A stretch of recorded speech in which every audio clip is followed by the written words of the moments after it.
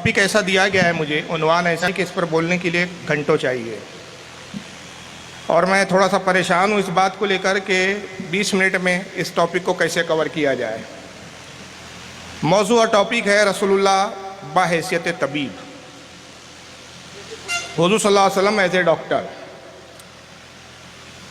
آپ کو معلوم ہونا چاہیے کہ جو نبی ہوتے ہیں، جو میسنجر ہوتے ہیں، اللہ تعالیٰ جن کو بھیجتا ہے تو بہت ساری صلاحیتوں کے ساتھ بھیجتا ہے۔ انبیاء ہوتے ہیں، ہر علوم پر جتنے بھی علم ہوتے ہیں سب پر فائز ہوتے ہیں، سب پر ماہر ہوتے ہیں۔ اور پھر نبی پاک صلی اللہ تعالیٰ علیہ وسلم کی جہاں تک بات ہے، تمام انبیاء کے آپ سردار ہیں،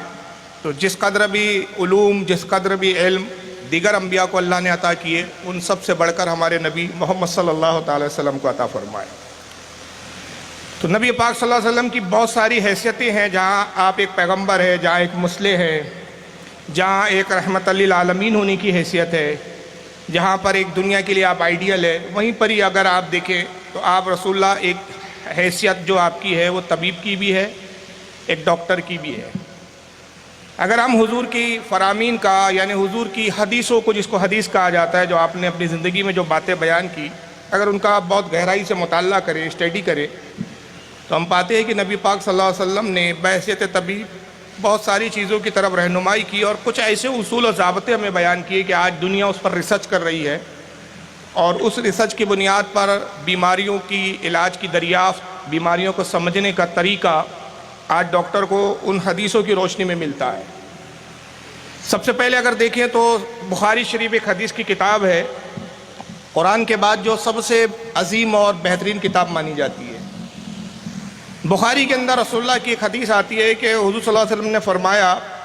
کہ اللہ تعالیٰ نے جتنی بھی بیماریاں دنیا میں نازل کی ہے، ہر بیماری کا علاج اللہ نے عطا فرمایا ہے۔ ایسی کوئی بیماری دنیا میں ہے ہی نہیں جس کا علاج نہ ہو۔ پھر سوال یہ پیدا ہوتا ہے کہ آج ہم ڈاکٹر سے سنتے ہیں کہ بہت سی بیماری لا علاج ہے، جیسے کہا جاتا ہے کہ بھئی کینسر ایک ایسی بیماری ہے کہ اگر 3rd اسٹیج میں پہنچ جائے تو اس کا علاج نہیں ہوتا، 2nd اسٹیج تک اس کا علاج ہے۔ ایڈس ایک ایسی بیماری ہے کہ اس کا مکمل کمپلیٹلی علاج نہیں ہوتا، صرف پریکاشن لے کر انسان جو ہے زندگی کو اپنی بڑھا سکتا ہے۔ بہت ساری ایسی بیماریاں ہیں جس کے بارے میں ڈاکٹروں کی رائے یہ ہے کہ یہ لا علاج بیماری ہے۔ تو پھر یہاں رسول اللہ کی بات ٹکرا جاتی ہے کہ جب حضور کہہ رہے ہیں کہ ہر بیماری کا علاج ہے، تو پھر بہت سی بیماریاں لا علاج کیوں ہے؟ تو اس کا جواب پھر ہم کو دوسری حدیث میں ملتا ہے، اور یہ حدیث سنن ابن ماجہ کی ہے کہ آقا فرماتے ہیں کہ اللہ نے جس قدر بھی بیماری زمین پر بھیجی، اتاری ہے، سب کا علاج ہے، مگر سب کی بیماریوں کا علاج طبیب نہیں جانتے۔ ریسرچ ہوتی ہے اور جب علاج تک پہنچ جاتے ہیں تو پھر اس بیماری کا علاج دریافت ہو جاتا ہے۔ تو علاج موجود ہے، ضرورت ہے کہ ریسرچ ہو کر تحقیق کے ساتھ ہم اس بیماری کے علاج تک پہنچ جائیں۔ تو علاج موجود ہے، ہمارا نہ معلوم ہونا اس کے نہ ہونے کی دلیل نہیں ہے۔ جیسا کہ اگر میں یہاں کھڑا ہوں اور میں کہوں کہ صاحب امریکہ موجود ہی نہیں ہے، آپ کہیں کہ بھئی آپ کیسے کہہ رہے ہیں امریکہ نہیں ہے، تو میں کہوں صاحب میں نے نہیں دیکھا، تو میرا نہ دیکھنا امریکہ کے نہ ہونے کی دلیل نہیں ہے۔ امریکہ ایکچوئل میں موجود ہے، میری اس تک رسائی نہیں ہے، میں امریکہ تک پہنچ نہیں پا رہا ہوں۔ تو گویا بیماری کا علاج تو دنیا میں موجود ہے، لیکن اس بیماری تک آدمی پہنچ جائے، یہ ایک ریسرچ اور ایک محنت اور جستجو کے بعد یہ چیز حاصل ہوتی ہے۔ آسانی سے بیماریوں کے علاج نہیں ملتے۔ پھر ایک دوسرے مقام پر ایک حدیث میں آتا ہے، یہ بھی سنن ابن ماجہ کی حدیث ہے، کہ کچھ دیہاتی لوگ رسول اللہ کی خدمت میں حاضر ہوتے ہیں، دیہات کے رہنے والے ہیں، اور وہ کہتے ہیں یا رسول اللہ تقدیر بھی ایک چیز ہے، اللہ تعالیٰ نے تقدیر میں لکھ دیا ہے کون کتنے عرصے تک زندہ رہیں گا، اس کی لائف کیسی ہوں گی، کیا کھائیں گا، کیا پئیں گا، کتنے سال جئیں گا، اور کب اس کو موت آئیں گی اور کس طرح سے مریں گا۔ تو یہ جب چیزیں تقدیر میں لکھ دی گئی ہے اور اللہ جانتا ہے کہ یہ ہونا ہے، تو جب آدمی بیمار ہو جائے تو پھر علاج کیوں کرے؟ بھئی اگر ٹھیک ہونا تقدیر میں ہوگا تو خود بخود ٹھیک ہو جائیں گا، تو پھر ہم علاج کی طرف کیوں جائیں؟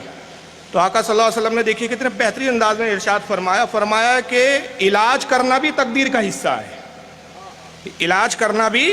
تقدیر کا حصہ ہے۔ تو تقدیر کے ساتھ تدبیر بھی ہے، یہ نہیں ہے کہ آپ صرف تقدیر کے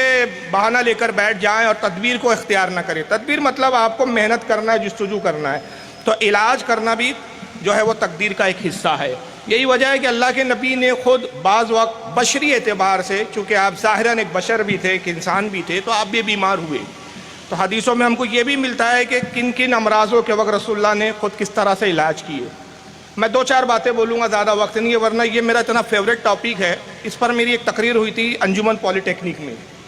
میں نے اس پہ 2 یا 2.5 گھنٹے بولا تھا، اور انٹرنیٹ پر تقریر موجود ہے.